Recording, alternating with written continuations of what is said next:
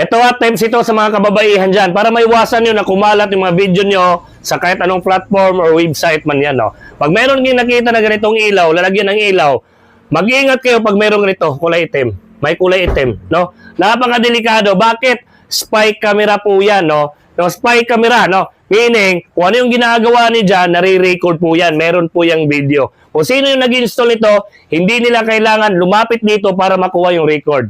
Nare-remote nila through online. Kahit nasa malayo sila. Kahit nasa ibang country, mga boss. Nare-remote nila. At syempre, kung gusto niyo naman makita kung may record ba talaga, meron yan. May lalagyan yan ng memory card. Tapos, built-in camera po ito. Andito na po yung camera niya. Andito po yung pinakabutas niya. Oh.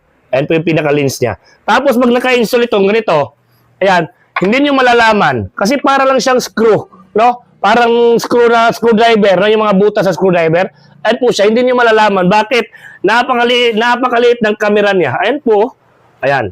So mag-iingat kayo, no? Kung nakita niyo yung video na to, i-mention yung mga kakilala niyo, baka pumapasok kayo, basta-basta, anong CR man yan, anong kwarto man yan, dapat mapanuri kayo. Tingnan yung mga ilaw, baka may mga parang tuldok dyan na item, no? Napakadelikado, katulad nito. Ayan, no? Kung gusto niyo talaga matry, kasi napakaganda ng record nito, 1080. No, tinry ko kanina, napakalinaw ng record niya talaga. As in, napakalinaw.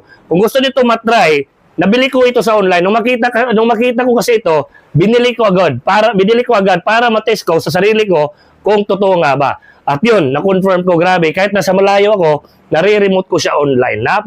Napaka-grabe, napaka-delikado nito. No? Tingnan niyo naman yung itsura. Kung maglalagay sila ng ilaw dito, ito yung lalagyan ng kuryente. Ito dalawa na to. Tapos, pag nakabind yan doon sa loob, naka-install yan, hindi mo malalaman. Tingnan mo naman, di ba?